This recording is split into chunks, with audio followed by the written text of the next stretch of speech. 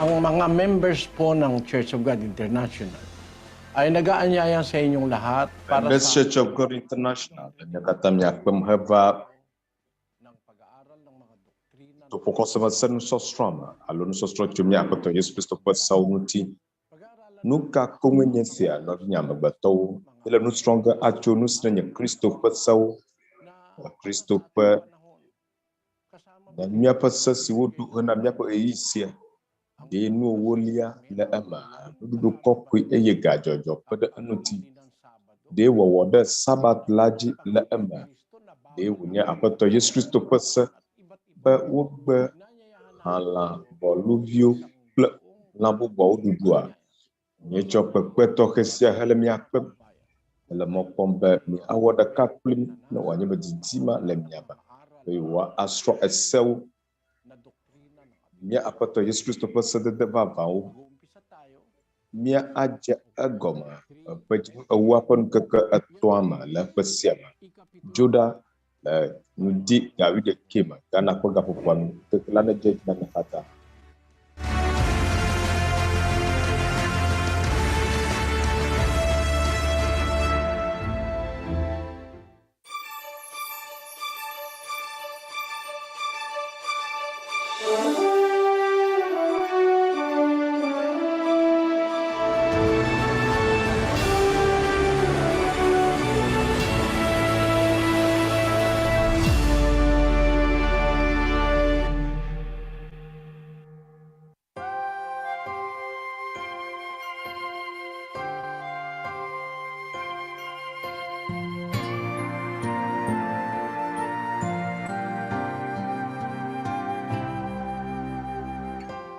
Maraming dukha ang hindi kayang magbayad ng serbisyong medikal. Kaya karaniwang hindi na lang ipinagagamot ang kanilang mga karamdaman. At dahil mahirap, anumang libre o walang bayad, lalo na't para sa kalusugan, ay walang... Yegbesiagbedowo nye be ma atre keke alo mɔkpatsiwo. Ne mi le kuxia ɖo me tom hã la, meɖe fu o. Mele be wò susu nanɔ wò kuxiawo ŋuti akpa o. Elabena nye susu anɔ nye kuxiawo ŋuti la.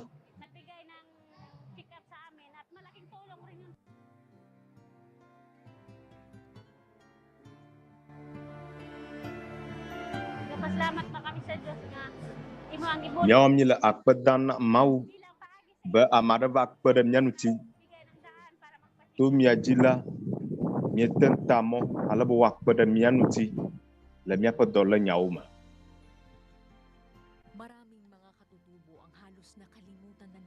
To sia me tɔwo la, wodze agbagba le wo ɖokuiwo si ale be woakpɔ woƒe hiahiãwo. Ne kpeɖenu aɖe va la, edzea wo nu ale gbegbe.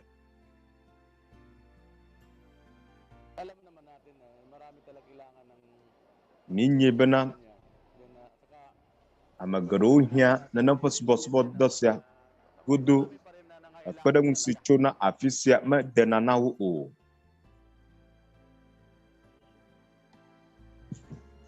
Gandang programa, no? Of course, pasalamatan ko rin yung UNTV at saka itong MCGI sa pagpadala dito sa LGU Malay na ganitong mga apena MCGI be woɖo dɔ sia tome.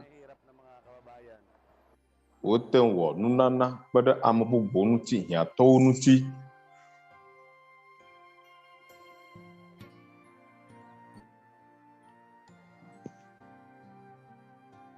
The more na kailangan nila ito dahil alam naman natin ang quality of life nila talagang mahirapan din at saka Wohia esia elabena minye be wole fu kpem eye ga ƒe kpeɖenu si mienana wo hã mede nenem tɔ.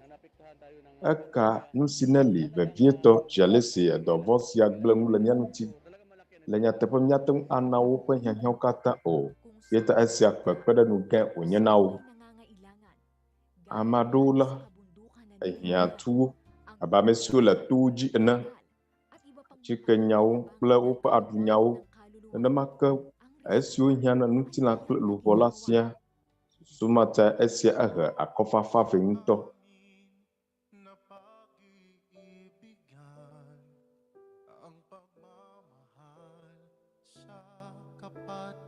kapatiran.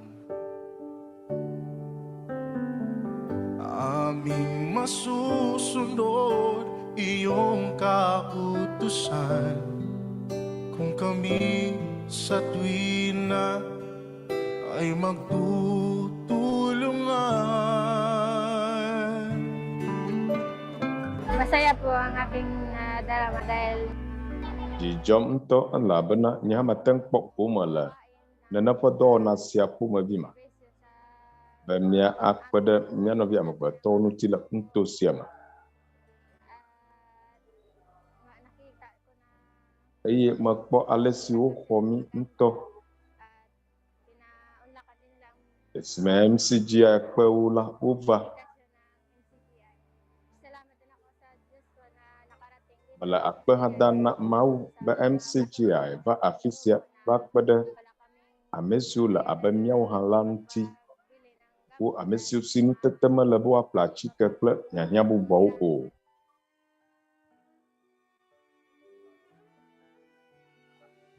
Ang pag-ibig sa kapwa, sa dukha, Lolo hana mianobi amagbatou sa kple bawat ahadalau gawin at esiaisi miacho miaƒe asiwo ɖo ɖa be miakpe ɖe wo ŋuti la sa kanila. enye dzidzɔ na dzi hea akɔfafa kple mɔkpɔkpɔ vɛ le agbe me. Hindi naman madamot ang Diyos. Mawu menye aŋɔ kuna tɔe o. Eʋu eƒe asiwo me na hiahiã ɖe sia ɖe nugbagbe ɖe sia ɖe. Yata mina mianɔ Mawu ƒe nyawo me ale be dzideƒo nanɔ mía si be axɔ na mi eye wòadzɔ mía nu. Togbɔ be adze abe enye nu si sesẽ ya eye axɔ na mi. Nu ƒomevi vovovowo woate ŋu ava míaƒe agbewo me. Eya koe anye míaƒe mɔkpɔkpɔ si ate ŋu akpe ɖe mía nu.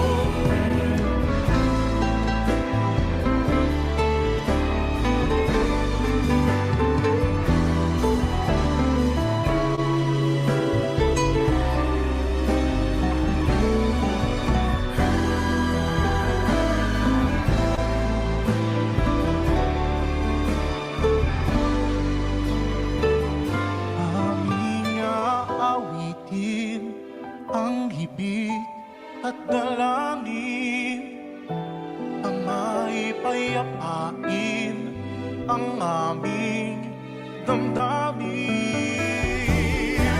Hirapan, panindim, ining habilin, puso't isip ay iyong ibuin.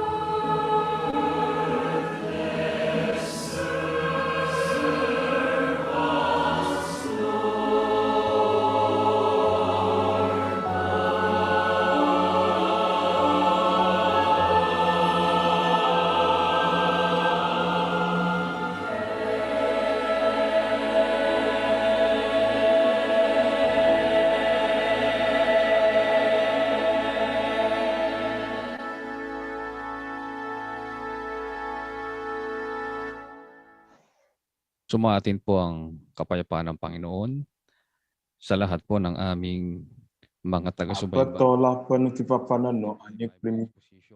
Mesio kata pro program sedo MCGI Biblia nusɔsrɔ la ɖo la míele miaƒe hafi mía adze mía Aƒetɔ Yesu Kristo ƒe nusɔsrɔ gɔme tso Biblia me la. Mina mía katã míabia kpeɖeŋu tso Mawu gbɔ ale be míase egɔme nya sia nya si srɔ̃ ge míala tso ŋɔŋlɔ kɔkɔeawo me. Ne mi dzi be yewoawɔ ɖeka kpli mí la, ekema mina mía katã míado gbe ɖa na Mawu ame si tɔ míaƒe agbe la nya. Mina míado gbe ɖa. Ama namin na makapangyarihan sa lahat. Sa pangalan po ng aming Mía Fofo nusɔ katã ŋutɔ nagpapasalamat kami le sa iyong patuloy mía Aƒetɔ Yesu Kristo ƒe ŋkɔ me. namin ang pagkakataong Míele akpe dam at makapag be neyi edzi hele mɔnukpɔkpɔ na mí sana be míaɖo to ase wò nyawo. bawat isang Fofo, nagnanasang makasunod sa iyong kalooban. ɖe kuku kpe ɖe ame sia me si me didima le be yeawɔ ɖe wò lɔlɔ̃nu la ŋuti Kaya sana lagi mong ne míawɔ ɖe wò sewo dzi. maunawa namin ang iyong mga salita upang ito'y aming maisagawa. Kpe ɖe míaƒe susuwo nu ale be míase wò nyawo gɔme Upang maging dapat ne míawɔ wo dzi sa ipinangako mong buhay na walang ale be míawɔ wò lɔlɔ̃nu namin adze hena agbemafɔ ƒe nugbe si nèdo la. ito'y dahil sa pag-ibig mo sa amin na kami Menye be ewoe wɔ mí sa iyong kaharian. ɖe lɔlɔ̃ si le asiwò na mí te. Sa amin ay mapahama. Medzi be míanɔ kpli wò le wò paradiso la me. Tulungan mo kami. Medzi be mía dometɔ aɖeke míatsrɔ̃ o. Makasunod kami Eya ta míɖe kuku kpe ɖe mía ŋuti sa iyong mga katwiran. ne míate ŋu anye toɖolawo to wò kpeɖeŋu kple nublanuikpɔkpɔ me. Na ipinagkaloob mo sa amin na maipaglingkod Ne namin míawɔ wò dzɔdzɔenyenye la dzi. Ne make míanɔvi amegbetɔwo woase egɔme. Agbe si nèna mí ligaya ale si wòle vevie sa pagganap namin na be míaze asubɔ wò. bahala ka nang magbangon Ŋutifafa kple dzidzɔ nenɔ míaƒe dziwo me hena wò dzɔdzɔenyenye la dzi wɔwɔ. pakihipo mo ang aming Ke wò ŋusẽ la xɔ mía ta kple mía lɔlɔ̃tɔwo siaa. magpagaling Gase míaƒe amegbetɔ ŋutilãwo nu. Míaƒe luʋɔ kple gbɔgbɔ la sa sari-saring eye nàyɔ dɔ míaƒe dɔlélewo sa aming mga buhay. ne woaɖe mí atso afɔku geɖe siwo ɖe to ɖe mí la me. Laki pang paghingi namin Nusɔsrɔ̃ sia me la, sa mga kasalanan míetsɔ nu sia nu gblẽ ɖe asiwò po sa amin. be míebia míaƒe nu vɔ̃wo ƒe tsɔtsɔke si nèkpɔ le mía ŋuti la. Sa pangalan Akpe geɖe na wò ɖe wò dɔmenyonu katã ta le mía Ɖela Yesu Kristo ƒe ŋkɔ me. Amen.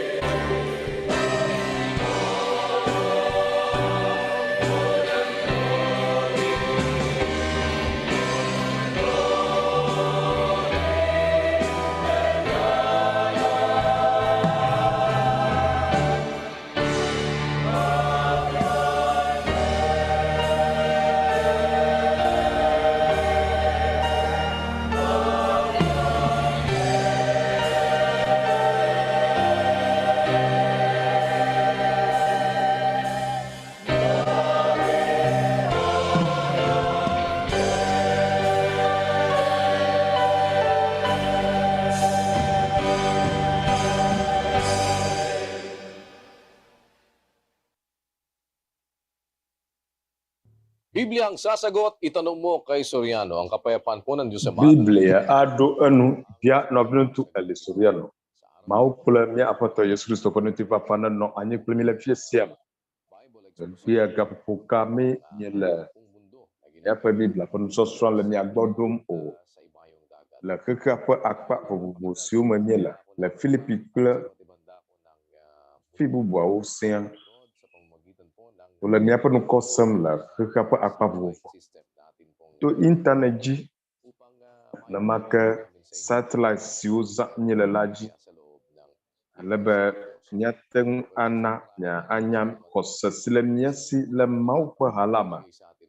Yata mia katã mi le miaƒe nɔƒe o. Esia enye mɔnukpɔkpɔ nyui aɖe si Mawu na. Alebe miase eƒe dzɔdzɔenyenye la to kpikpi siwo zã Nɔviŋutsu Eli Soriano la le la dzi.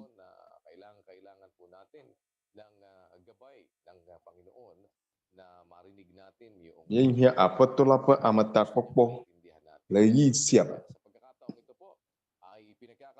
Awoe be mia ase egɔme nu siwo katã be miase egɔme la. Azɔ miana mi Nɔviŋutsu Eli Soriano.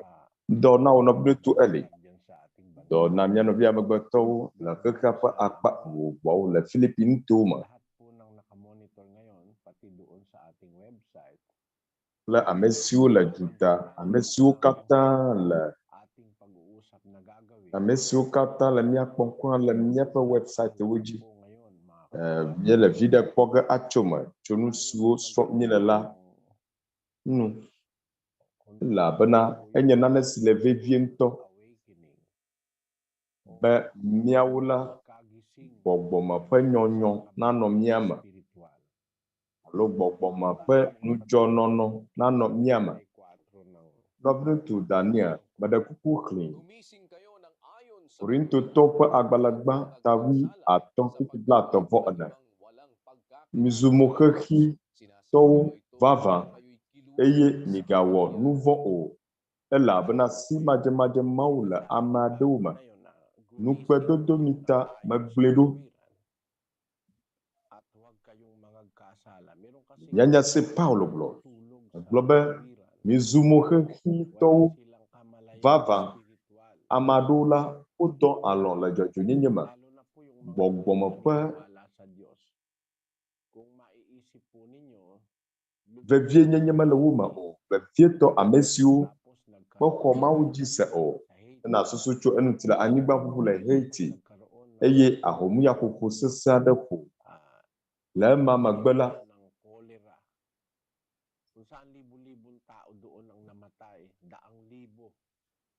dɔléle gã aɖe dzɔ eye ame xexlẽme akpewo ku. Akpe alɔfawo ku. 200,000 ame xexlẽme 22,000 wotsrɔ̃ le anyigba ʋuʋu si dzɔ le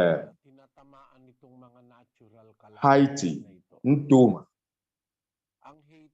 Dukɔ siawo la dzɔdzɔmefɔkuwo gblẽ ŋu le wo ŋuti.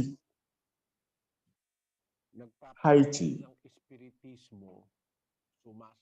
enye dukɔ si woyɔa gbɔgbɔyɔlawo nye. Wosubɔ legbawo. Eɖewo mexɔ Israel ƒe Mawu la dzi se o. Yeta mele susum be esia nye mɔnu dometɔ ɖeka na Mawu alebe Haititɔwo nanyɔ. Elabena si nedzɔ nyutsɔ laa le Thailand. Ame geɖe siwo le Thailand la womexɔ Mawu dzi se o. Woawo ŋutɔ ƒe Mawu le wo si. Vevietɔ ame siwo wɔa Buddha subɔsubɔ. Womexɔ Aƒetɔ Yesu Kristo dzi se o. Nemake nye Japan hã le nyadzɔdzɔ si miese la nua. Enye dukɔ dometɔ ɖeka si ame siwo mexɔ Mawu dzi se o la ƒe agbɔsɔsɔ le wu. Ame ma xɔ Mawu dzi se. Mía me le nu srɔ̃m tso dukɔ siawo ŋuti. Dukɔ siawo le nenem ƒe afɔku gã siawo me tom. Woawoe nye dukɔ siwo womexɔa Mawu dzi sena o. dukɔ siwo me ame geɖewo wodzia woame geɖewo dukɔ mawo ƒe ame geɖewo la wodzia nutilamenuwo, gadidi, agbenɔnɔ le anyigba sia dzi ɖeɖe ko, gake neva gbɔgbɔmenuwo ƒe akpa gome la womedia esia o. Yeta Paulo gblɔ be mizu moxexitɔwo vavã eye migawɔ nu vɔ̃ o, elabena si madzemadze Mawu le ame aɖewo me. Yeta si madzemadze dzɔdzɔenyenye la esia ɖeko wòava me esi wònye menya Mawu o ta. Neƒe ame siawo ƒomeviwo li, womexɔ Mawu vavã la de me o. Nye akhlẽ Galatiatɔ ta ne kpekpe enyi, ke ɣe ma ɣi esime mienya Mawu o la, mienye nu siwo menye Mawu tso dzɔdzɔme o la ƒe kluviwo. Yeta ame aɖewo wonye kluviwo na aʋatso Mawuwo. Dukɔ geɖewo le nukeke siwo me alie wole. Sumate susuwo dometɔ ɖeka si me si te dzɔdzɔmefɔku siawo vana la, eva na eme ɖe dukɔmewo dzi esi wònye woƒe Mawu menye Mawu vavã o, labe Dzapa ene, woamewo geɖewo subɔna Buddha, womexɔ Kristo dzi se o. Dzapatɔwo ƒe agbɔsɔsɔ gbogbo aɖewo mexɔ Mawu dzi se o, womenya naneke tso Mawu ŋuti o. Yeta ɖohi esia tae nu siawo le dzɔdzɔm ɖe dukɔ mawo dzi ɖo.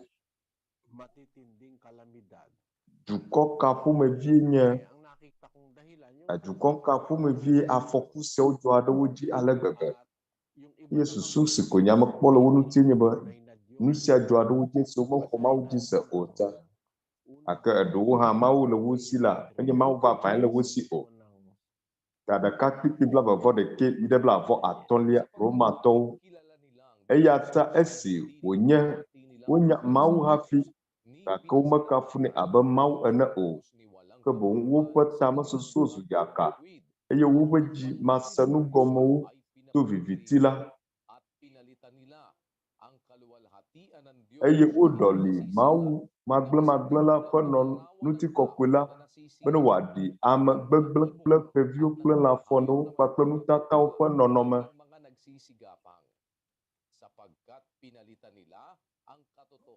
Ame siwo tsɔ Mawu ƒe nyateƒe la ɖɔli aʋatsokaka eye wovɔ̃ eye wosubɔ nuwɔwɔ wu wɔla siwo kafuna yi ɖe mavɔmavɔ me.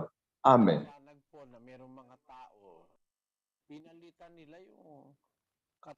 Emekɔ ƒã be ame aɖewo li la, woɖɔli Mawu ƒe nyateƒe la wòzu aʋatsokaka. Woɖɔli Mawu ƒe nyateƒe la wòzu aʋatsokaka eye wovɔ̃ eye wosubɔ nuwɔwɔ wu wɔla. Woɖɔli Mawu ƒe nyateƒe la wòzu aʋatsokaka eye wosubɔ nuwɔwɔwo wu wɔla la.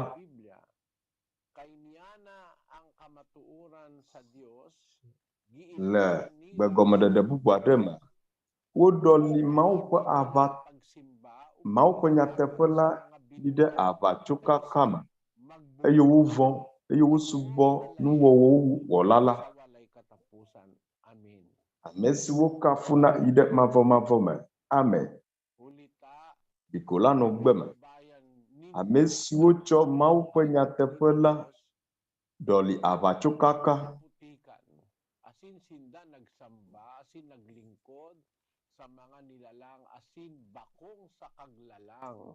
Eye wovɔ̃ eye wosubɔ nuwɔwɔwo wu wɔla siwo kafuna yi ɖe mavɔmavɔ me. Amen. Esia tae ame aɖewo li. Mawu dzi be woanɔ moxexi woanyɔ hena nyateƒe la. Labe zãle si wòdze be woasubɔ Mawu vavã la, womesubɔnɛ o, ke boŋ aʋatso Mawue. Xexe si me míele fifia la, eyɔ fu kple aʋatso Mawu subɔsubɔ. Ɖe miekpea, Buddha ame wonye menye mawu wonye o. Maria ha agbetɔe, apostolo ha agbetɔe, gake amado subɔna Maria, Petro, eɖewo ha wosubɔa ame kɔkɔe ƒomevi vovovowo alo geɖewo. Dukɔ bubu aɖewo la wosubɔna nyiwo, womeɖua nyilã o, wosubɔa nyiwo, atiglinyiwo. Ene ƒe nu siawo katã wonye nu nyɔnu na Mawu. Woya susu tso esia ŋuti le atiglinyi subɔ. Nu kawoe nye atiglinyiwo ale be nasubɔ wo kple nyiwo? Egbewo ko woɖuna eye nasubɔ woa? Amegbetɔ ƒe nɔnɔme si le esi la ekɔ wo wu nyiwo. Eta nu katã wòdze be nasubɔ wo ɖo. Le hadzidzi aɖe nu la, hadzidzia gblɔ be Mawu nu siwo katã tɔ la madze enu o. Eya mete sika, klosalo kple kesinɔnuwo wo o. Gake la, woya netsɔ wo wɔ vɔsa na Baal.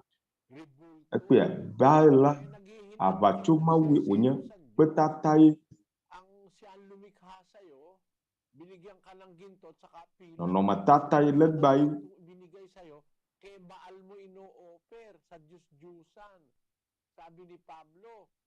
Pinalitan nila ang katotohanan ng Diyos ng kasinungalingan. Naglingkod sila sa nilalang kaysa sa lumalang. Pinalitan nila yung kaluwalhatian ng Diyos na hindi nasisira ng katulad ng larawan ng tao na nasisira. Kita niyo yun? Linibereng katotohanan ng Diyos. Inligayan na ng Diyos ay masisira. King kalupa ning meto nga larawan na ning taong masisira. Sa Ilocano ang pagkakasabi ron. Ket sinuktanda ti dayag ti Dios adi agrupsa. Iti kaasping ti ladawan ti tao nga agrupsa. Ayun. Sa English ang sabi, and change the glory of the incorruptible God into an image made like to corruptible man. Sabi sa Spanish, y trocaron la gloria de Dios incorruptible en semejanza de imagen de hombre corruptible. Sa Portuguese ang sabi, e mudaran a gloria de Dios incorruptible en semelhanza da imagen de homem corruptible. Yun. Yan po ang ginagawa ng tao ngayon. Kung alin yung mali, yun ang ginagawa. Bakit ka sasamba sa mga baka, sa mga elepante? Ba't ka sasamba sa tao, kagaya ni Buddha, ni Maria? Hindi sinasamba yan. Hindi dapat na tayo lumuluhod yan. Lalo na yung sa mga idolo, yung mga inukit ng kamay ng tao. Basahin nga natin, kapatid na Daniel, yung 5:7 ng Deuteronomio. Huwag kang magkakaroon ng ibang mga Diyos sa harap ko. Mose pe agbala atolia katopipi adre ina magawolegba de kena dokio de nusiwo le dziƒo afime kple anyigbaji afi kpakple tsiwo me le anyigbaji la ƒe nɔnɔme nu o. Megade ta agu na wo o, eye megasubɔ wo o. Elabena nye Aƒetɔ wo Mawu la, Mawu ʋãnu menye, ame si ɖoa fofowo ƒe vodada teƒe na vi siwo léa fum la, va se ɖe dzidzime etɔ̃lia kple enelia dzi. San Diyos naninibugho. Tama yung sabi ng Pasyong Katolik. Nekpɔ esia, Mawu ʋãnu. Katolikotɔwo ƒe ha dzidzima la ele teƒe.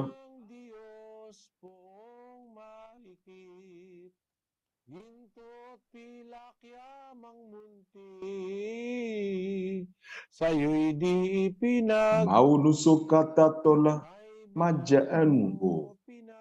Mete sika kple klosalo o. Gake netsɔ wɔ vɔsa na legbawo. Eva ƒe viwo ƒe nu vɔ̃wo tri akɔlo.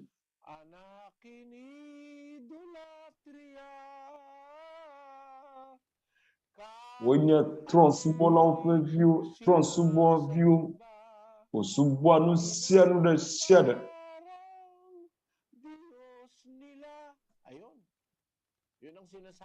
Wokɔ nu siawo abe woƒe mawue wonye ene. Esia nye katolikotɔwo ƒe hadzidzi siwo dzina kɔsiɖa kɔkɔe la me, gake ɖeko medze gbagba be yewoase nya siawo gɔme o. Eva viwo ƒe nu vɔ̃ tri akɔlo. Wosubɔa nu sia nu ko. Kuro hã, kalendawo wodanɛ ɖe egliwo nu. De atagu na wo, atiwo kple kpewo wodze aklo na wo. Gake ne va Biblia ƒe nya gbɔa, dɔwɔwɔ tawi 129. Azɔ esi mienye Mawu ƒe dzidzime la, medze bena miasusu be Mawu nyenye la ele abe sika alo klosalo alo kpe siwo dze le ame ƒe aɖaŋuwɔwɔ kple tamesusu nu la ene o. Medze be miasusu be Mawu nyenye le ati kple kpe, aŋenuwo me, gakponuwo me o. Wowɔa aŋenu aɖewo legbawoe eye wotsɔe ne dana ɖe woƒe ʋuwo me. Wotsɔwo dana ɖe woƒe aƒewo me. Fotowo wotsɔna wo da ɖe gliwo nu eye wodea tagu na wo. Nene ƒe nu siawo katã medze Mawu nu o. Ya ta mele mɔ kpɔm be ado dzesi nene ƒe nu siawo ele woƒe hadzidzi la me. Mawu nu siwo katã tɔ la madze enu o. Abe ya mete mi klosalo kple sika o. Gake mietsɔe wɔ vɔsae na Baalo. Yeta nu vɔ̃ gã wònye le Mawu ƒe ŋkume be nade tagu na nu siawo katã yadze egɔme. Enumake míayɔ Makao, nɔviŋutsu Melpigal le afi ma. Makao tɔwo mi yi edzi. Nɔviŋutsu Daniel. Nɔviŋutsu Niebert yenye esia eye ele nugɔmekuku wɔm le apostol Paulo ƒe eyi mɔma.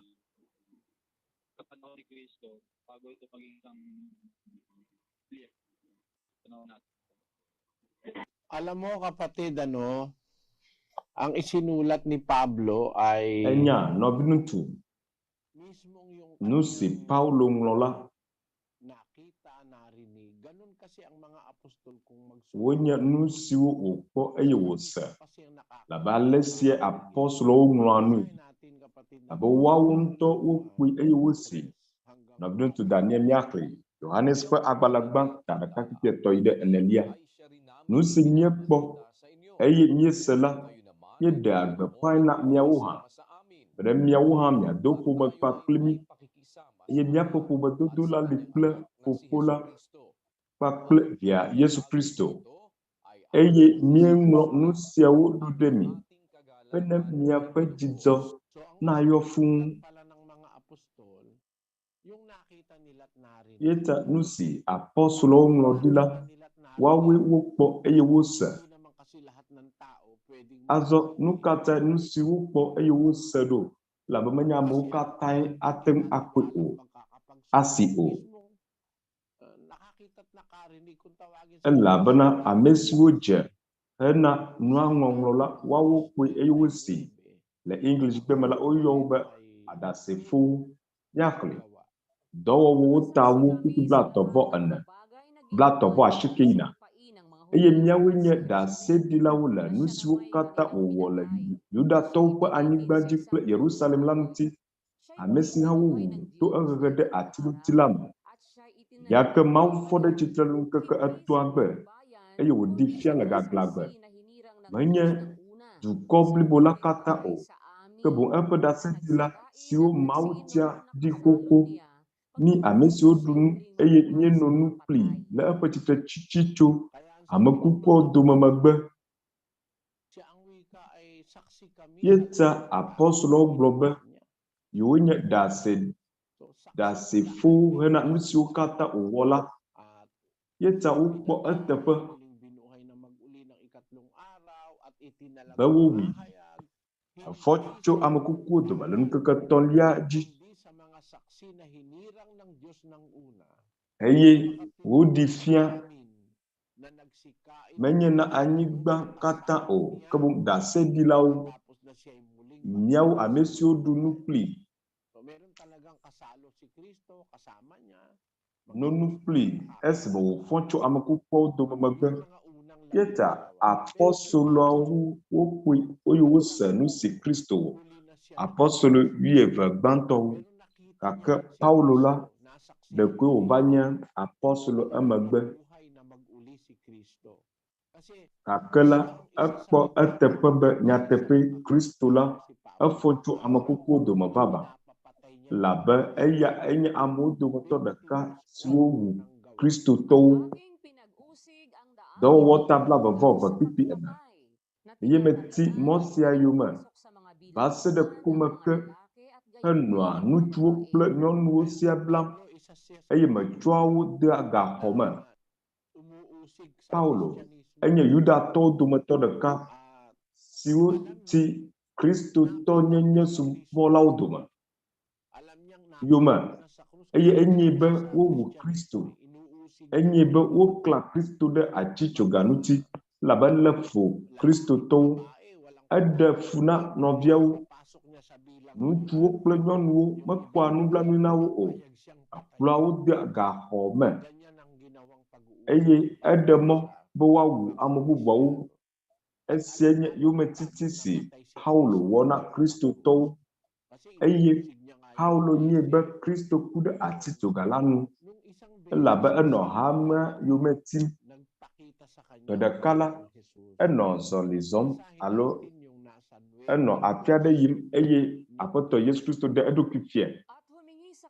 Dɔwɔwɔwo ta 9:2 eye wòbia agbalẽwo bena yayi Damasko ɖe ƒuƒoƒewo me ne yakpɔ ame siwo le nenem mɔ sia dzi, ŋutsuwo kple nyɔnuwo, ne yabla wo ava Yerusalem. Ke esi wòle mɔa dzi eye wògogo Damasko la, kasia keklẽ tso dziƒo klẽ ƒo xlãe eye wòdze anyi eye wòse gbe aɖe le gbɔgblɔm bena Sɔl, Sɔl, nu ka nu tim nèle nye mɔ tim? Eye wògblɔ bena wò ame kae Aƒetɔ? Eye Aƒetɔ la gblɔ bena nyenye Yesu ame si yome tim nèle.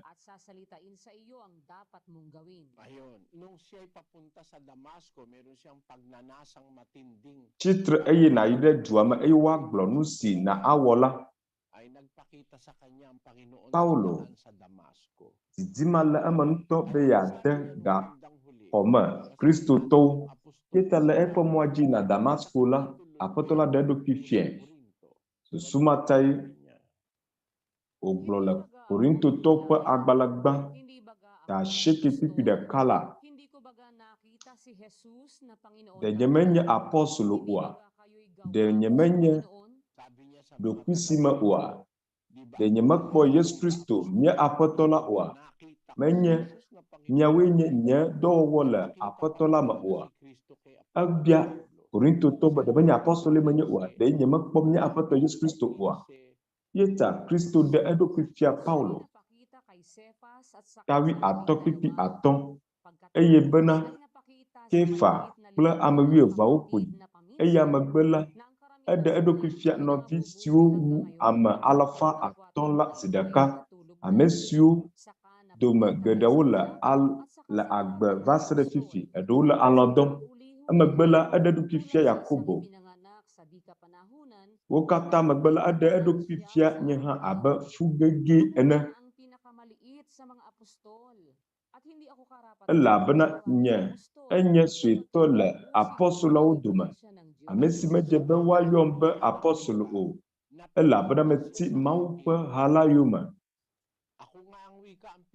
Mlɔeba la egblɔ be ye hã ye kpoe. Nye apɔstoloawo ƒe mlɔetɔ, nyemedze be woayɔm be apɔstolo o, elabena meti Mawu ƒe ha la yome. Biblia gblɔ be Apostol Paulo kpɔ Aƒetɔ la sa Panginoon. Yun ang sinasabi niya sa Galatia. eye Paulo xɔ ɖeɖefia tso Aƒetɔ la gbɔ. Nyasia ogblɔ le Galatiatɔ ta ɖeka kpikpi ewo. Ke azɔ la ɖe megale nu ƒom bena wòanyo amewo nu loo alo Mawu nua alo ɖe mele didim bena madze amewo nua. Anye ne nyemanye Kristo ƒe dɔla o. Ke mana mianye nɔviwo bena nyanyui si megblɔ fia mi la menye ame tɔ wònye o. Elabena nye hã nyemeƒoe tso ame si me eye nyemesrɔ̃e hã o. Ke boŋ meƒoe tso Yesu Kristo ƒe ɖeɖefia, nyaɖeɖefia me. Yeta Paulo xɔ nyaɖeɖefia, nya siwo wòdze be wòagblɔ eye Mawu gblɔ nɛ be wòaŋlɔe ɖi. Korintotɔwo ƒe agbalẽ gbãtɔ ta 14:30. Ke ne ame aɖe bua eɖokui nyagblɔɖila alo gbɔgbɔme me la, ne dzesi nu siwo meŋlɔ ɖo ɖe mi la bena Aƒetɔ la ƒe sededewoe. Paulo eŋlɔ Biblia ƒe akpa ɖe. Nu si wòkpɔ eye wòse, nu si Kristo gblɔ nɛ. Egblɔ be nu siwo meŋlɔ ɖo ɖe mi la Aƒetɔ la ƒe sededewoe. Yeta woŋlɔ esiawo ɖi. Aleke wòte ŋlɔe.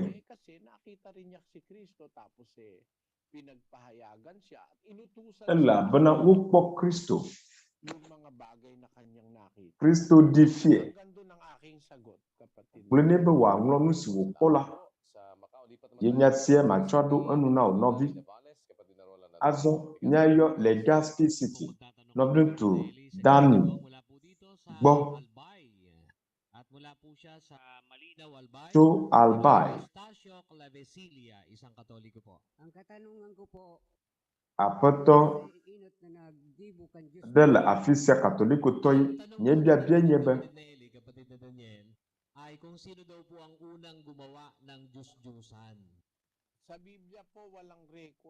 ame kae wɔ aʋatsomawu gbã le Biblia me la?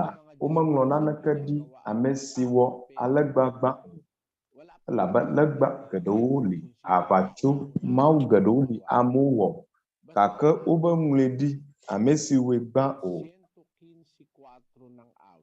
Alo aʋatsomawu o. Míaxlẽ Salomo 115:4. Woƒe legbawo nye klosalo kple sikalo. Amegbetɔ ƒe asinudɔwɔwɔwo wonye.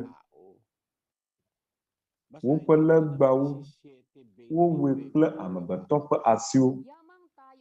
19:29 dɔwɔwɔwo. Azɔ esi míenye Mawu ƒe dzidzime la, medze bena míasusu be Mawu nyenye la ele abe sika alo klosalo alo kpe si wodze le ame ƒe aɖaŋuwɔwɔ kple tamesusunu la ene o. Amegbetɔwo ƒe asi wɔ esia vavã. Amegbetɔwo ƒe sidzedze wɔ esia. Menye elãe wɔe o. Alo anyidi alo aɖeɖi eyae wɔe o.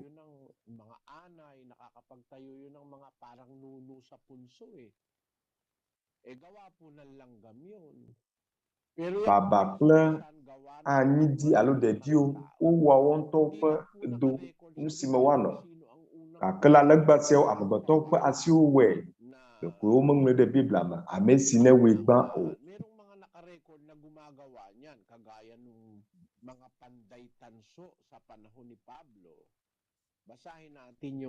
Ame siwo ŋlɔ wɔwo la woƒo ŋu tso wo ŋuti ya. Mía axlẽ dɔwɔwɔwo 19:24.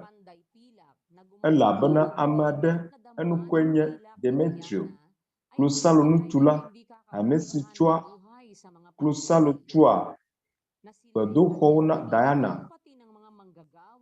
Esi wòyɔ wo kple ame siwo wɔa dɔ ma ke la ƒoƒu la, egblɔ bena mía ŋutɔwo mienye bena le dɔwɔwɔ sia me míekpɔa míaƒe kesinɔnuwo tsona. Eye miekpɔ eye miese hã bena menye Efeso ɖeɖe ko o, ke boŋ Asia blibo la katã kloe.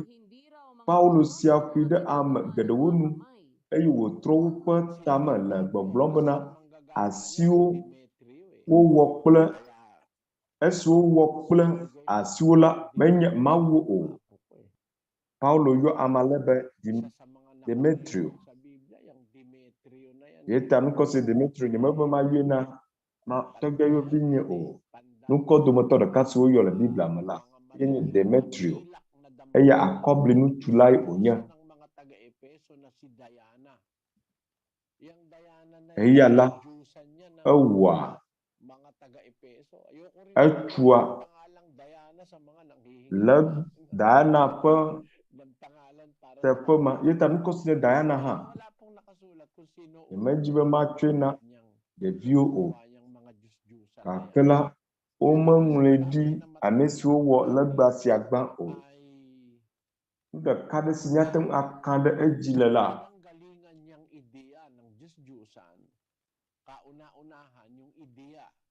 eyae nye afi si legba wɔwɔ ƒe susu la tso.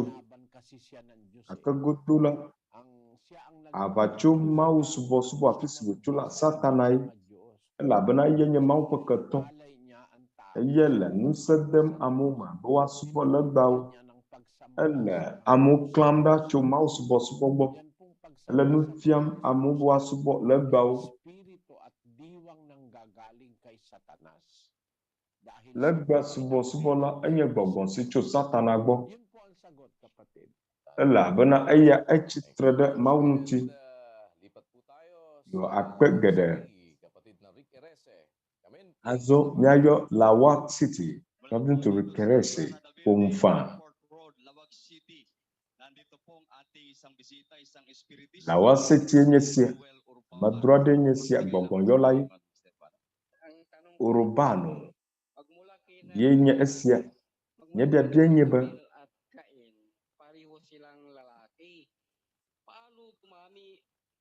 Kain kple Abela ŋutsue wonye. Aleke amewo va sɔgbɔ ɖe edzi esi wo kple velawo nye ŋutsu. Ekpea nɔviŋutsu. Amegbetɔwo ƒe gbɔsɔsɔ la etsoa ŋutsu kple nyɔnu me. Adam viwo la menye ŋutsuwo ɖeɖe koe wonye o. Nyakli. Mose ƒe agbalẽ gbãtɔ ta atɔ kpikpi ene. Esi Adam dzi Set megbe la eganɔ agbe ƒe 800 eye wòdzi ŋutsuwo kple nyɔnuwo. Klɔ ne nanɔ agbe ƒe 100 la, nyɔnuvi nenie Ateŋu adzi. Kpɔtɔnye la ɖa enɔ agbe ƒe 97. Edzi eviŋutsuviwo 8, nyɔnuvi 2 elabena míame xexlẽme 9. Yeta migaxɔe se be 2 koe wonye o. Adam kple Eva viwo enɔ ƒe 100. Yeta vinenye wòateŋu adzi. Wea koe ŋutsu koe anɔ asi wa. Adam kple Eva la ŋutsuviwo kple nyɔnuwo nɔ wosi. Yeta Kain ekpɔ enɔvia nyɔnu ɖe elabena ɣe ma ɣi la ame bubu aɖeke menɔ anyigba dzi o. Yaxlẽ. Mose ƒe agbalẽ gbãtɔ 20. Eye ame la tsɔ nukɔ na srɔ̃a bena Hawa. Elabena eya ava nye ame gbagbewo katã dada. Dzesi ne kpɔ ame gbagbe aɖe le Eva ƒe vie. Elabena Hawa eyae nye amegbetɔ katã ƒe dada. Esia nye nye nya ŋuɖoɖo na wò biabia la. Azɔ míayɔ Pasi City. Nɔviŋutsu Tensio gbɔ efie. Biabia nye be ɖe woate ŋu axlẽ le Biblia me be Kristo dzɔ xoxo hafi wova wɔ xexea. Akpe be neva nɔviŋutsu. Wo biabia la Kristo ŋutɔ gblɔe. Míaxlẽ. 17:5 Yohanes. Eye azɔ wo hã fofo kɔ ŋutinye le wo ŋutɔ gbɔwo kple ŋutikɔkɔe si mekpɔ le gbɔwo hafi xexea me va dzɔ la.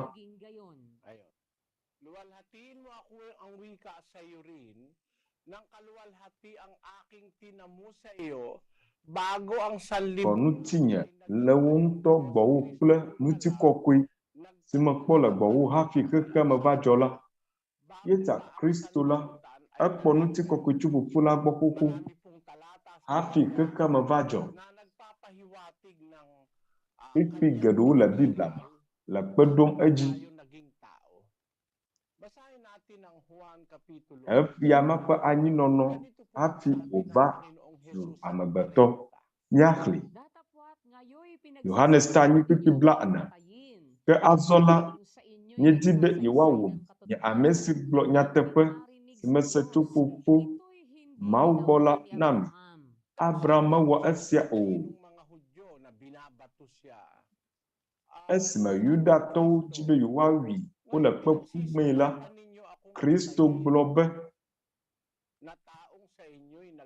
azɔ miedi be yewoawɔm nye ame si gblɔ nyateƒe la na mi. Ito'y hindi ginawa ni Abraham. So, meron siyang sinasabing ito'y hindi ginawa ni Abraham. Bakit sinabi niyang, yung ginagawa niyo, hindi ginawa ni Abraham yan? Na nakita niyo ko, pinagsisikapan niyo kung patayin ngayon na taong sa inyo yung nagsasaysay ng katotohanan. Kasi kaya po sinabing ngayon, nagkatawan tao siya ngayon eh. Noong panahon na yon, ang ibig sabihin ni Kristo, nasa panahon siya ng pagkakatawan tao noon eh. Basahin natin ang Filipos 2:5. Magkaroon kayo sa inyo ng pag-iisip na ito'y na kay Kristo Jesus din naman, na siya, bagamat nasa anyong Diyos, ay hindi niya inaring isang bagay na nararapat panangnan ang pagkapantay niya sa Diyos, kundi bagkus hinubad niya ito at nag-anyong alipin na nakitulad sa mga tao. Maliwanag na maliwanag po yung sinasabi na yon na siya bagaman nasa anyong Diyos, ay hindi niya inaring isang bagay na nararapat panangnan ang pagkapantay niya sa Diyos. Bagkus, hinubad niya ito, nag-anyong alipin na nakitulad sa mga tao. So, nakitulad siya sa mga tao. Kaya nung panahong nasa pagkakatawan tao siya, sabi niya, ngayon pinagsisikapan ninyo akong patayin na taong nagsasaysay sa inyo ng katotohanan. Ito'y hindi ginawa ni Abraham. Bakit? Kasi yung ngayon, panahong nasa pagkakatawan tao siya. Pero nung panahon ni Abraham, hindi pa siya nagkakatawan tao noon. Kalululuhan niya si Abraham eh. Bakit hindi ginawa ni Abraham yun? Sabi niya, basahin natin ang 8:56. Nagalak ang inyong amang si Abraham na makita ang aking araw at nakita niya at natuwa. Sinabi nga sa kanya ng mga Hudyo, wala ka pang 50 taon at nakita mo si Abraham? Sinabi sa kanila ni Jesus, katotohanang sinasabi ko sa inyo, bago ipinanganak si Abraham, ay ako nga. Ayon, yun pala ang ibig sabihin niya na hindi ito ginawa ni Abraham. Alin yung hindi ginawa ni Abraham? Yung ginagawa ng mga Hudyo na nung makita siya, papatain siya. Kaya hindi pala ginawa ni Abraham yun, ang sabi po sa Biblia, nakita ng inyong amang si Abraham ang aking araw at nakita niya at natuwa. So, ang sagot ng mga Hudyo, wala ka pa 50 taon nakita mo si Abraham. Ano sagot ni Kristo? Consistent yung sagot niya.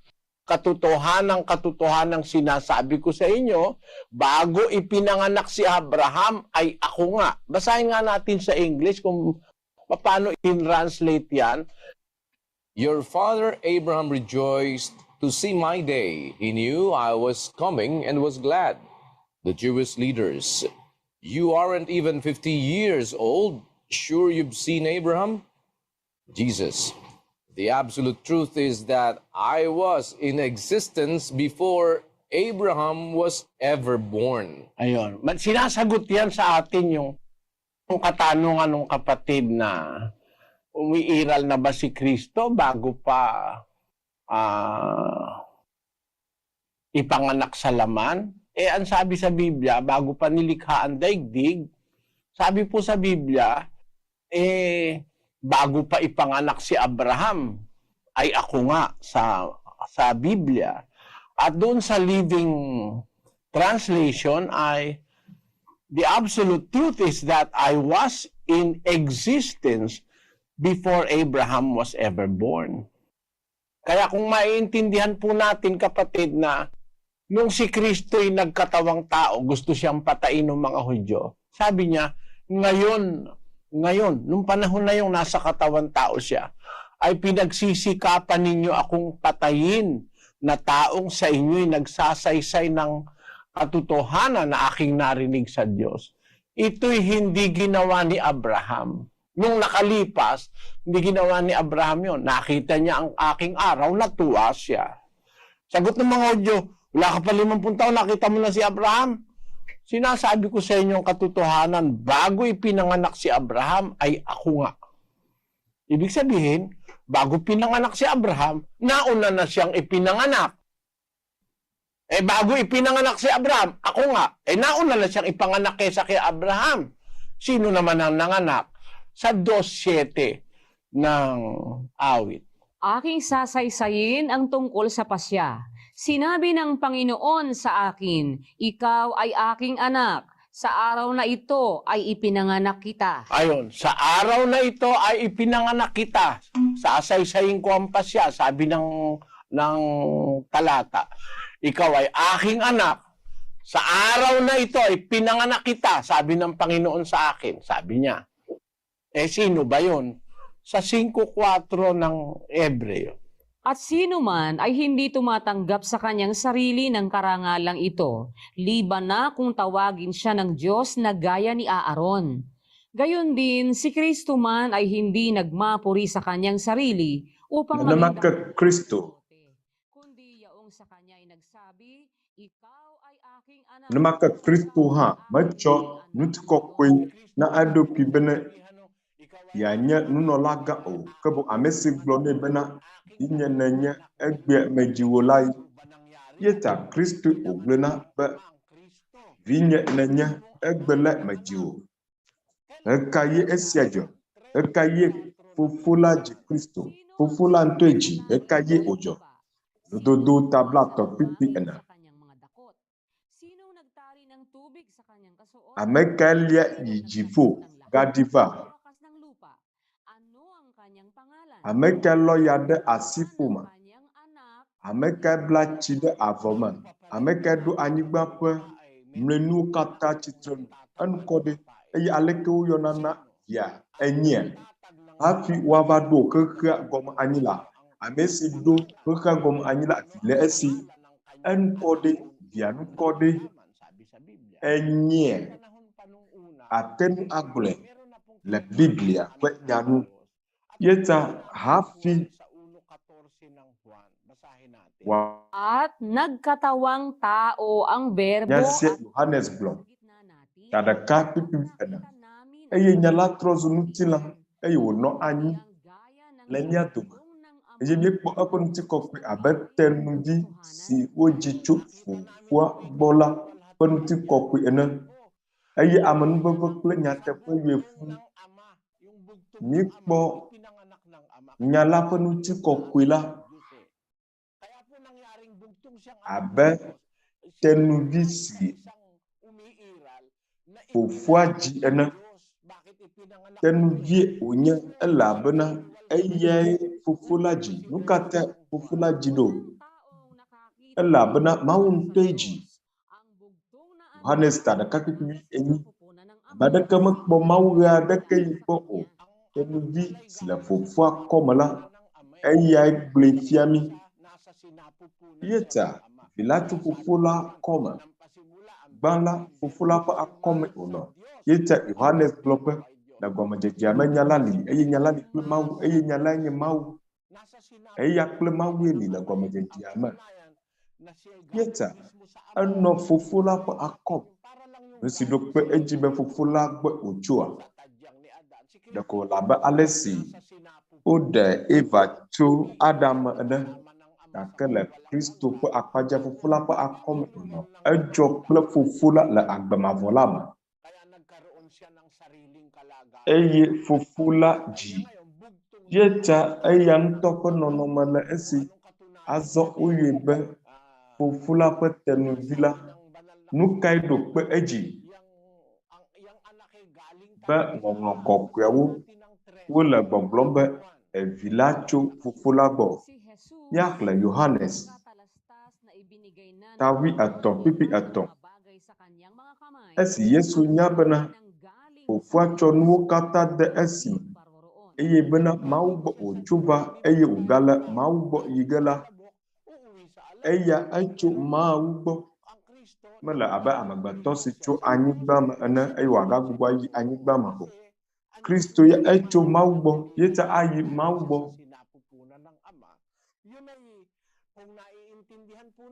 Kristo tso fofo la ƒe akɔme yeta míawo míese egɔme be klɔ hafi woava wɔ xexe la eya edzɔ xoxo labe etso fofo la ƒe akɔme. Esia nye wò biabia la ŋutiɖoɖo. Bayila Nɔviŋutsu Eli egblɔ be ele fofoa kɔme. Esia nye ta ɖeka kpekpe 18. Ɖe Ateŋu axlia ta ɖeka kpekpe 18 Yohanes. Ame aɖeke mekpɔ Mawu ɣe aɖeke yi gbɔ o. Tenuvi si le fofoa kɔme la, eyae gblɔe fia mí. Esia nye kpekpe si nexlẽ eye netsɔ neyi edzi gblɔ be Mawue dzi enɔ fofo la kɔme. Ɖe wòfia be vidzidɔgbo le Mawu sia.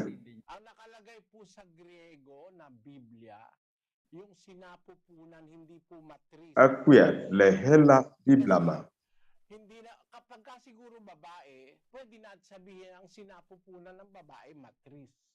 Menye vidzidɔgboe wònye o.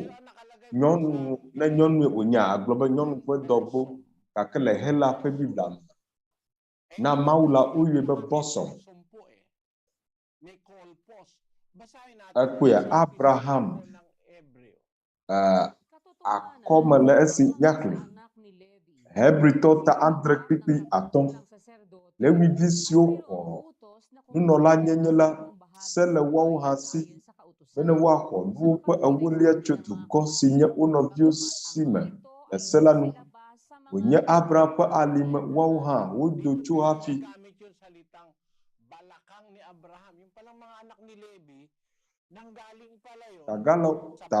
Tagalo ƒe nyagbe siwo dza enye balata. Yeta Lewiviwo la wodo tso Abraham ƒe alitome. Ekpea nyɔnuwo sie vidzidɔgbo le nya si negblɔ le teƒe gake ne va ŋutsuwo ƒe akpadzia.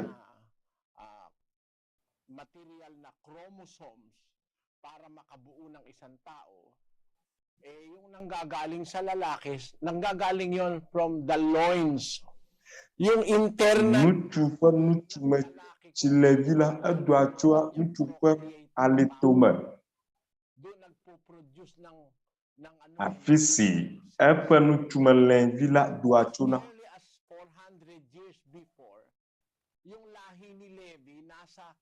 Ƒe 400 hafi Lewiviwo nava do la, wole Abraham ƒe alitome xoxo. Gake la esime fofo la dzi via si le fofoa kɔme, menye vidzidɔgbo me wònye o, egblɔ be akɔme. Gake ne gblɔ be tagalo ƒe nyagbe si wosã. Esia nye nya si le Biblia me. Sinapupuna le tagalogbe me. Yohanes gblɔe eye megatsɔ nya ɖe ŋutinye ne megblɔ esia o. Nye ya ɖokoe mele egblɔm na o. Nu si gɔme woɖe le tagalogbe me la menye nyɔnu ƒe vidzidɔgbo gblɔm wole o. Le Helagbe me nyagbe siwo eye nye corpus. Le tagalogbe me la sinapupuna eye menye nye gblɔ enyagbe sia o. Ewoe gblɔ be dɔgbo, vidzidɔgbo. Nyagbe si nye sinapupuna eye woyɔ le tagalo ƒe Biblia me. Gake le English gbe me woyɔ be fofo la ƒe bosom.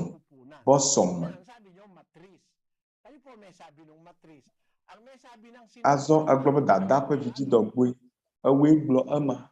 Kake nyagbesne sina pukuna tagalo pe nyagbe le English ko anya bosom. Le hela gbema. Yeta majebe na chonya da ntire na nakanuti o. Nisi la Biblia ma eya ko blom le nawo. Akpena Nɔviŋutsu Eli. Aglobe Mawu gblɔbe egbele medziwo eye Kristo etso fofo la ƒe akɔme.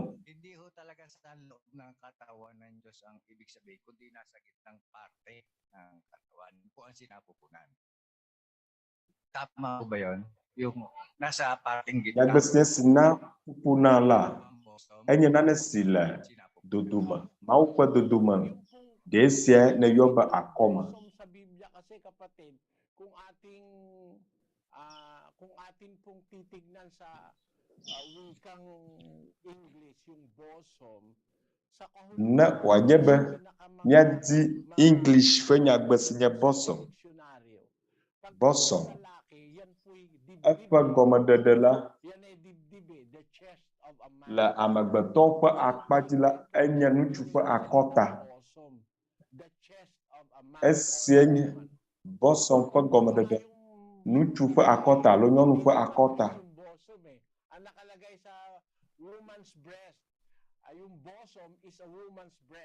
Le nyɔnu ƒe akpadzi la bosom egɔme nye nyɔnu ƒe anu. Yeta le nyɔnu ƒe akpadzi le English pe ma menye dzidɔgboe wonye o.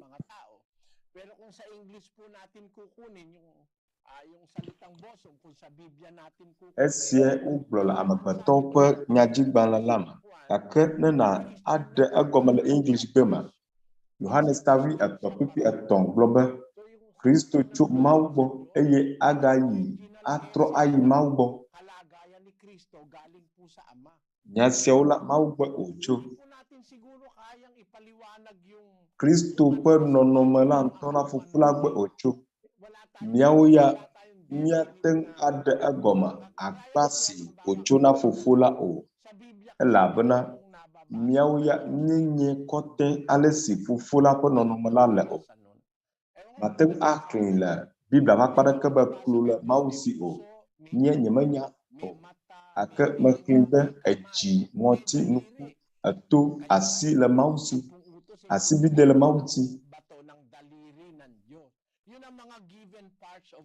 Yeta le se ewoa ŋɔŋlɔme la Mawu ƒe asibide ŋlɔ. Esiawoe nye Mawu ƒe akpa si woyɔ. Azɔ nyagbesi nye bosom la enye Mawu ƒe akpa ɖe, nɔnɔme ƒe akpa ɖe, gake ɖeko mienya afi ka wonye o. Ne miabu miaƒe susu le amegbetɔ ƒe susu nu la, miaƒe akɔta nye sia, le menye nenema oa. Evi metso akɔta o ɖe. Abe ale si negblẽ ene, vidi etsoa dada ƒe vidzidɔgbo me. Gake nyemedzi be magblɔ be vidzidɔgbo le Mawu si o. Nya si Biblia gblɔ nye be akɔme le esi. Elabena miazã vidzidɔgbo la ekema miatsitre ɖe Biblia ŋuti. Nyemedzi be magblɔ be vidzidɔgbo le Mawu si o. Nye hã nyemexlẽ o, le koe me le biabiam. Azɔ le gblɔ be Kristo nye Mawu. Yohanes 1:1. Egblɔ be Kristo Mawu ke wonye. Nya la nye Mawu. Aleke sia le? Ɖewofia Mawu evelia. Biabia si nebia la biabia nyuie wonye. Menyie be biabia ma etso susu aɖe si le nugɔmekuku wɔm la me. Enya nɔviŋutsu le nugɔmekuku geɖewo me nena axlẽ tso Biblia me la. Kristo woyɔe be Mawu. Yetae mele gbɔgblɔm be Kristo le nudzɔdzɔ geɖewo me la Mawu ye wonye. Elabe nya si fofo la gblɔ ene. 1:8. Hebritɔwo ke egblɔ le via ŋuti bena Mawu wofia zikpui nɔ anyi tso mavɔ me yi ɖe mavɔ me.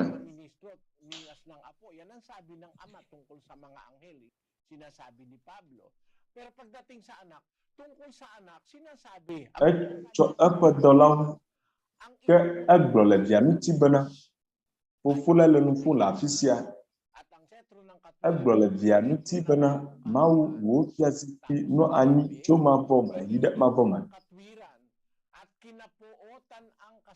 Lɔa dzɔdzɔenyenye eye nelea fu madzɔmadzɔnyenye. Eya ta Mawu wò Mawu la tsɔ dzidzɔ misi na wò wu wò hatiwo.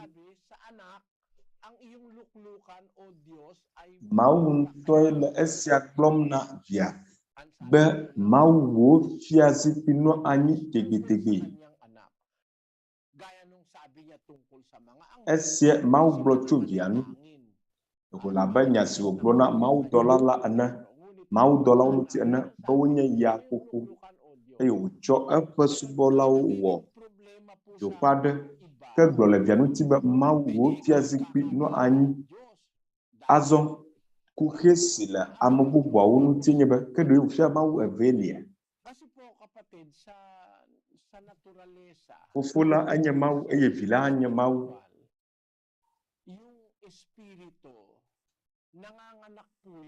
Kura ne eva dzɔdzɔme la nu kple gbɔgbɔme ƒe akpa gome. Gbɔgbɔ dzia gbɔgbɔ bubu. Gbɔgbɔ edzia gbɔgbɔ bubu. Míaxlẽ Yohanes 3, pipi 6. Nu siwo dzi tso gbɔgbɔ, nu siwo dzi tso ŋutilã me la ŋutilã wònye. Eye nu siwo dzi tso gbɔgbɔ me la gbɔgbɔ wònye. Mawue nye gbɔgbɔ. Ne ŋutilã Ateŋu adzi vi la, nenema ke wu gbɔgbɔ hã. Elabe Biblia gblɔ be ame siwo dzi tso ŋutilã me la ŋutilãe, esiwo dzi tso gbɔgbɔ me la gbɔgbɔ nye. Yeta gbɔgbɔ dzi avi. Sumate le Biblia me la, woyɔ fofo la be gbɔgbɔwo fofo. Elabe Mawu Ateŋu adzi vi. Gbɔgbɔ Ateŋu adzi vi. Nu siwo dzi tso gbɔgbɔ me la gbɔgbɔ wònye. Esia nye Aƒetɔ Yesu Kristo gblɔ. Yeta gbɔgbɔ la dzia vi, ŋutilã dzia vi. Nu ke ɖo kpe edzi be gbɔgbɔ Ateŋu adzi vi.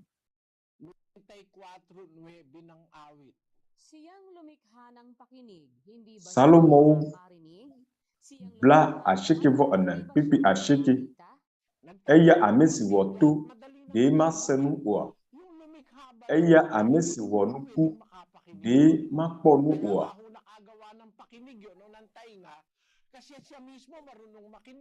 Mawu wɔ to elabe eya ŋutɔ nya ale si wòakpɔ nu. Eye eya ame si wɔ nuku la ɖe makpɔ nu oa. Sumata nye amegbetɔ siwo kpɔa nu la míete wɔ nuku bubu. Kamera enye nuku si amewo wɔ. Ewɔ míaƒe nuku eye ye ŋutɔ makpɔ nu oa. Ewɔ vidzidɔgbo ɖe mateŋu adzi vi oa. Kura no anye vidzidɔgbo mele esi oa. Yeta menye nu si sesẽ na Mawu be wòadzi vi o. Nye meƒoe se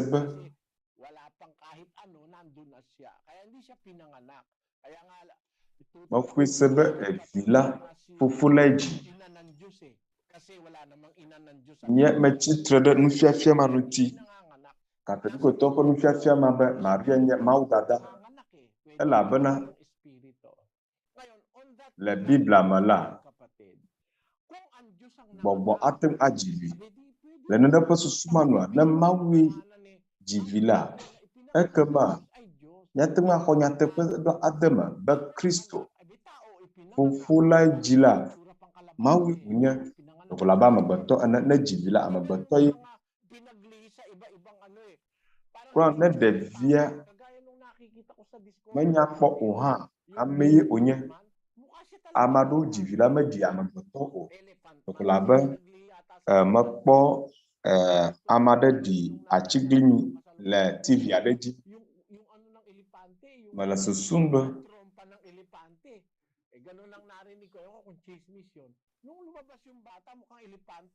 esi wòfɔ fu la, ekpɔa atiglinyi zi geɖe. Yeta esi wòdzi via la, ɖevia ɖi atiglinyi. Woya kpɔ sia ɖe. Kerana dia di atiglinyi hã la amegbetɔe wonye ko eƒoa nu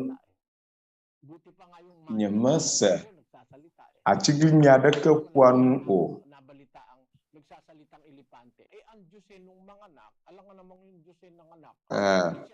Ako ƒoa nu gake nyemekpɔ atiglinyi ƒoa nu o. Mawu dzi vi la edzi tso eƒe akɔme eye nàgblɔ be Kristo menye ame o.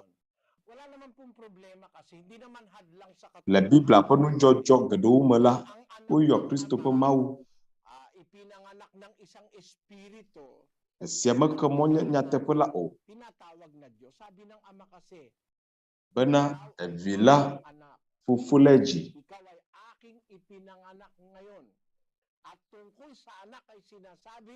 Mawu gblɔ be egbe le medzi wo.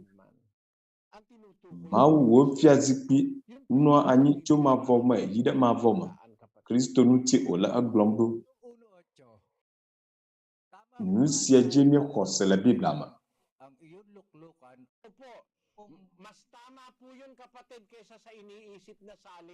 Ke gbegɔmedede ma ƒonu le Hebrigbe me.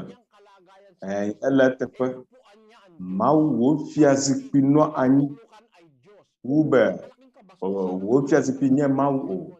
Labe Kristo mate ŋu anɔ Mawu dzi o. Bubu mate Mawu ŋu wonye be woe nanɔ Mawu dzia. Mawu menye zie wonye o. Mawu hã bɔbɔ nɔ anyi eye Kristo bɔbɔ nɔ Mawu ƒe nuɖusime. Menye Mawu ŋutɔ dzi wònɔ o, ke boŋ enɔ Mawu ƒe nuɖusime. Míaxlẽ anyi kpikpi ɖeka Hebritɔwo. Ke nya nu siawo ke nya siwo wogblɔ la ƒe emenya gãtɔ enye si. Nunɔlagã sia tɔgbe le mía si, ame si bɔbɔ nɔ anyi ɖe gãnyenye ƒe fiazikpui la ƒe nuɖusime le dziƒo. Fofo la enɔ anyi ɖe gãnyenye me eye le eƒe nuɖusi kpadzi la fiazikpui li. Kristo mebɔbɔ nɔ Mawu dzi o. Salomowo, Aƒetɔ gblɔ na nye Aƒetɔ be bɔbɔ nɔ nye nuɖusime va se ɖe esime matsɔ wo futɔwo awɔ wo afɔɖodzinui. David gblɔ be Aƒetɔ la gblɔ na nye Aƒetɔ be bɔbɔ nɔ nye nuɖusime, megblɔ be nɔ dzinye o. Ale be nàgblɔ be gbegɔmeɖeɖe si le eteƒe nye be o Mawu wo fiazikpui enye Mawu o. Egblɔ be wo fiazikpui o Mawu. Mawu wo fiazikpui nɔ anyi tso mavɔ me yi ɖe mavɔ me. Mawu ɖo fiazikpui anyi na via le Mawu ƒe fiaɖuƒe la me. Yeta apɔstoloawo wobia be ne adze nuwo la, vinye eve sia na bɔbɔ nɔ wo nuɖusi alo miakpadzi. Gake Kristo gblɔ ne be nu si biam nele la mate ŋui o. Elabe Kristo ƒe fiazikpui la le Mawu ƒe nuɖusi kpadzi. Yeta betɔwo la ne wòanye be woanɔ Kristo ƒe alɔ eveawo la, ake Kristo gbɔ adzidzi tso Fofo la gbɔ. Tete zebedeviwo dada va egbɔ kple eƒe ŋutsuvi eve eye wòdze klo nɛ nane biamii eye wògblɔ nɛ bena nu ka dim nèle? Egblɔ nɛ bena nabena nye ŋutsuvi eve siawo nabɔbɔ nɔ anyi. Ɖeka nanɔ wò nuɖusime eye ɖeka nanɔ wò miakpadzi le wò fiaɖuƒe la me. Ke Yesu kɔ edzi gblɔ bena menya nu si biam nèle o. Yeta menya nu si biam nèle o.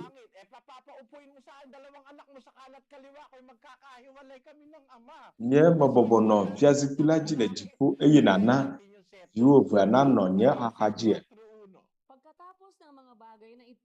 Míaxlẽ ɖoɖo si ne le dziƒo ɖe fia ta ne kpikpi ɖeka. Nu siawo megbe la mekpɔ eye kpɔ ɖa ʋɔtru aɖe le ʋuʋu le dziƒo eye gbegbãtɔ si mese la ƒo nu kplim abe kpekpe ɖiɖi ene. Gblɔ bena va dziƒo afii eye mafia nu siwo la va ve me, nu siawo megbe la wò.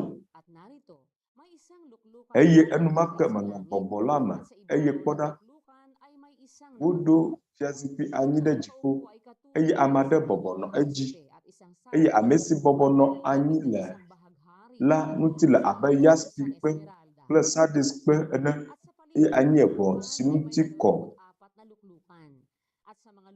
Eye fiazikpui blaeve-vɔ-ene ƒoxlã fiazikpui la, eye amegã xoxo blaeve-vɔ-ene bɔbɔnɔ fiazikpui dzi, eye wodo awu ʋlayayiwo, eye sika fiakukuwo le wo ta.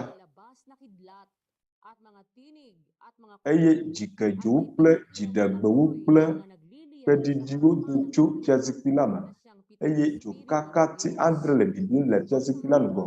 Woawoe nye Mawu ƒe gbɔgbɔ andreawo, eye atsiaƒu si me kɔ abe kristal la le ene la le fiazikpui la ŋgɔ, eye nugbagbe ene siwo ŋgɔgbe kple megbe yɔ fu kple nukuwo la le fiazikpui la titina, eye woƒoxlã fiazikpui la hã.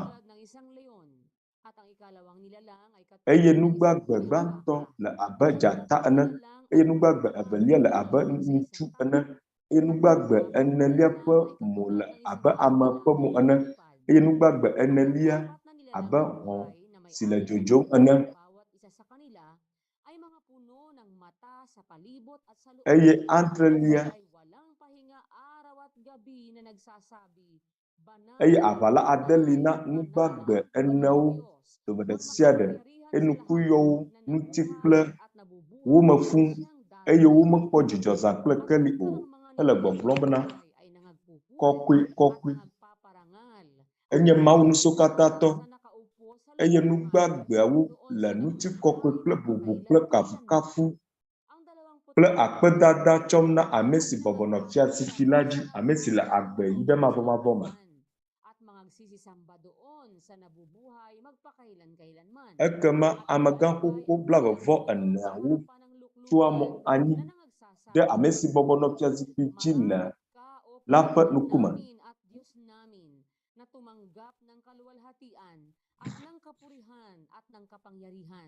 Sapagkat nilikha mo ang lahat ng mga bagay at dahil sa iyong kalooban ay nangagsilitaw at nangalikha.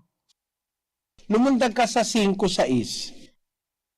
At nakita ko sa gitna ng luklukan Nya ɖe fia tatɔ kpukpui ade, eye le fiazikpui la kple nugbagbe eneawo titina kple amegã xoxoawo titina la, mekpɔ alẽvi aɖe le tsitre ɖi abe ɖewo wui ene, eye dzo andre kple nuku andre siwo nye Mawu ƒe gbɔgbɔ andre siwo wodo ɖo ɖe anyigba katã dzi la li nɛ. Yeta ɖoɖo siwo le dziƒo la woɖi fia Yohanes. Fiazikpui aɖe nɔ anyi, amegã xoxo blaeve-vɔ-ene ƒe fiazikpuiwo le afi ma, eye wobɔbɔ nɔ edzi. Azɔ menye Yohanes ɖeɖe koe kpɔ esia o. Ekpɔe be alẽvi aɖe le tsitre ɖi le fiazikpui la ŋgɔ. Le dɔwɔwɔwo ƒe agbalẽ la me, nu sia ƒomevi dzɔ. Tandre kpukpui blaatɔ̃-vɔ-atɔ̃. Ke eya la esi gbɔgbɔ kɔkɔe la yɔe fu la, ekpɔ dziƒo gã, eye wòkpɔ Mawu ƒe ŋutikɔkɔe la kple Yesu le tsitre ɖe Mawu ƒe nuɖusime, eye wògblɔ bena, kpɔ ɖa, ekpɔe le afi ma la, ekpɔ Kristo be le tsitre esi wonɔ Stefano wum la. Stefano kpɔ Kristo be etsitre ɖe Mawu ƒe nuɖusime. Ame ɖe bia be, mexlẽ be Kristo bɔbɔnɔ Mawu ƒe fiazikpui ƒe nuɖusime. Azɔ ne woe bɔbɔnɔ anyi eye wole Stefano wum la, anɔ tsitre nu. Esia efia be metsitre ɖe Mawu dzi o, enɔ tsitre ɖe Mawu ƒe nuɖusime. Eye le nenye be alẽvi la eye nye Kristo. Azɔ esi Kristo ɖe gbeƒã vɔ le anyigba dzi eyi dziƒo la, Biblia gblɔ be Kristo bɔbɔnɔ Mawu ƒe nuɖusime. Kulabe nu si Stefano kpɔ ene. Ekpɔ Kristo be enɔ tsitre Mawu ƒe nuɖusi ye ta le afi ma la menɔ anyi o eye mele tsitre ɖe Mawu dzi o. Ye ta ne miabu susu tso enutia,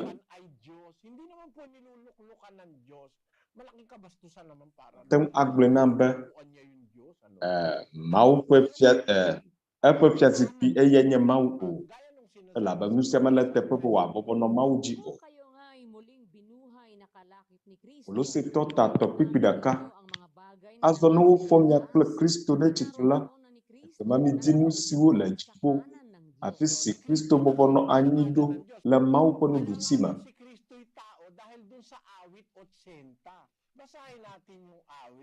Na woawo la, Kristo nye amegbetɔ. Mapatong nawa ang iyong kamay sa tao na iyong kinakanan, sa anak ng tao na iyong pinalakas sa iyong sarili. Makita mo kapatid, mapatong nawa ang iyong kamay sa tao na iyong kinakanan. Sino ba ikain tao na yun? Si Kristo Wo ikain. asi nenɔ wo nuɖusi me la dzi eye ame ke wònye na woawo. Ame ke wònye Kristo ye.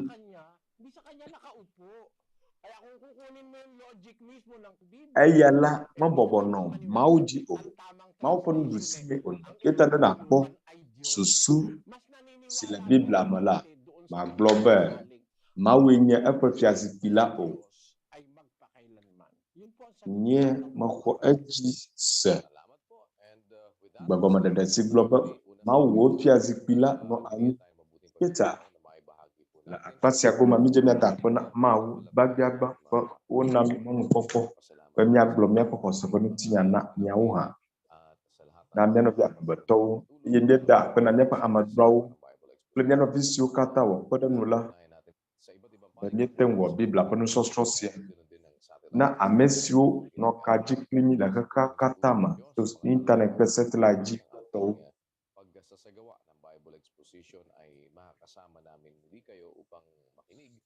Emegbe la, miagava wɔ Biblia ƒe nusɔsrɔ̃ la, mianɔ kpli mi be miaɖo to eye miase Mawu ƒe nyawo. Hafi miayi aƒeme la, mina miada akpe na Mawu kple gbedodoɖa. Mia katã miado gbe ɖa.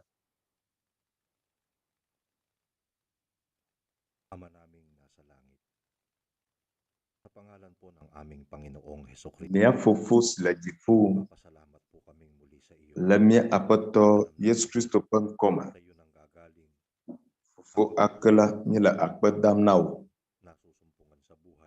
elabe minye be mɔnukpɔkpɔ nyui si su mia si la gbɔwoe wòtso, alebe mia katã miate ŋu ase wò nyawo, eye be míaƒe dziwo woaxɔ adzɔdzɔnyenye kple amenuveve ɖe eme tso gbɔwò la.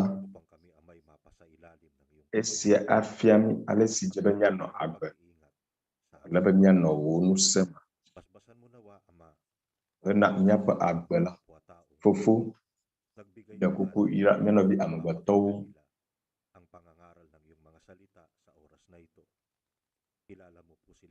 Ta mɔ na wo be woase wò nyawo, dzesiwo katã. Míele kuku ƒom na wo be nàkpɔ nublanui na wo katã. Wò woƒe dziwo, alebe woate ŋu ase wò lɔlɔ̃nu kɔkɔe la gɔme.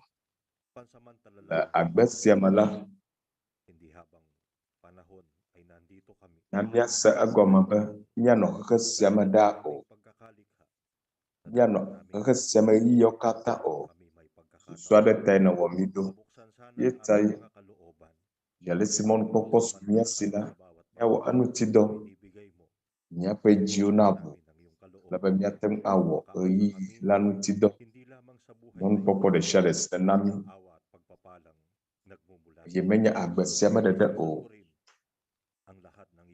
To Mawu ƒe kpeɖeŋu kple nublanukpɔkpɔ me, nàyra wò subɔlawo siwo wɔ kpeɖeŋu, alebe míate ŋu ayi edzi ade mia nɔvi amegbetɔwo gbɔ le xexea ƒe akpa vovovoawo. Agblɔ wò xɔxɔ ƒe nyanyuia na wo. Ake la, si miawu miaƒe nusɔsrɔ̃ nu la, míedzi be míagblɔ nu si le míaƒe dziwo me.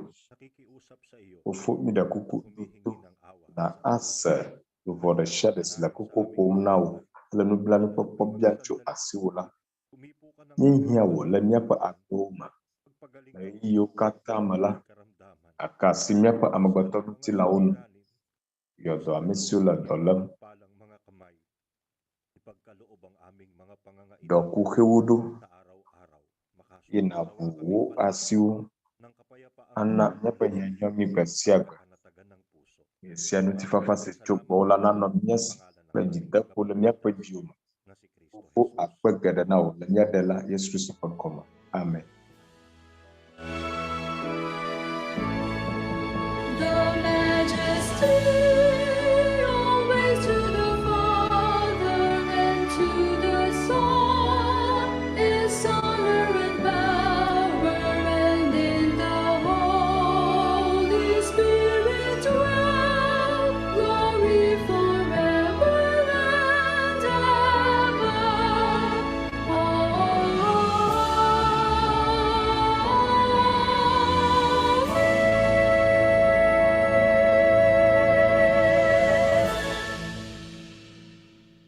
Tanggapin po natin ang basbas at ang pag-ibig ng Mia axɔ yayrawo kple lɔlɔ si tso mía Fofo la gbɔ le dziƒo. Amenuveve kple xɔname kpakple dɔyɔyɔ si tso mía Aƒetɔ Yesu Kristo gbɔ. Kpakple Gbɔgbɔ Kɔkɔe la ƒe ɖekawɔ naɖu dzi ɖe míaƒe dziwo ke vevietɔ mía viwo me tegbetegbe. Amen.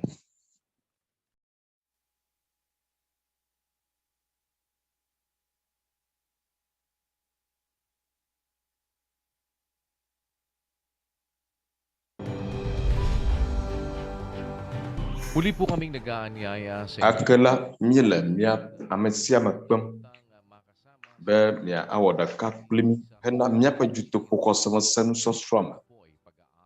Esia enye nusɔsrɔ̃ tso mía Aƒetɔ Yesu Kristo ƒe sewo ŋuti.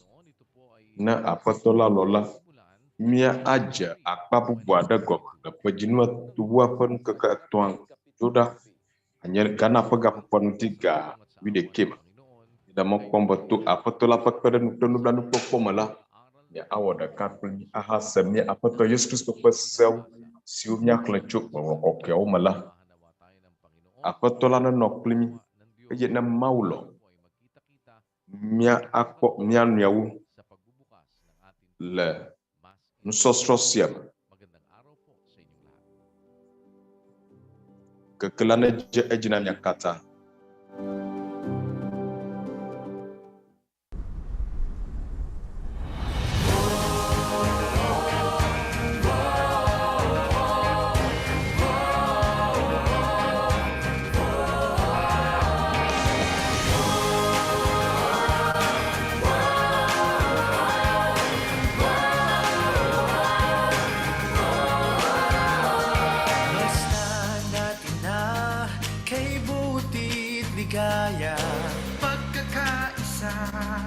Sabayang pinagpala ng isang ding buklod ng pag-ibig na dakila.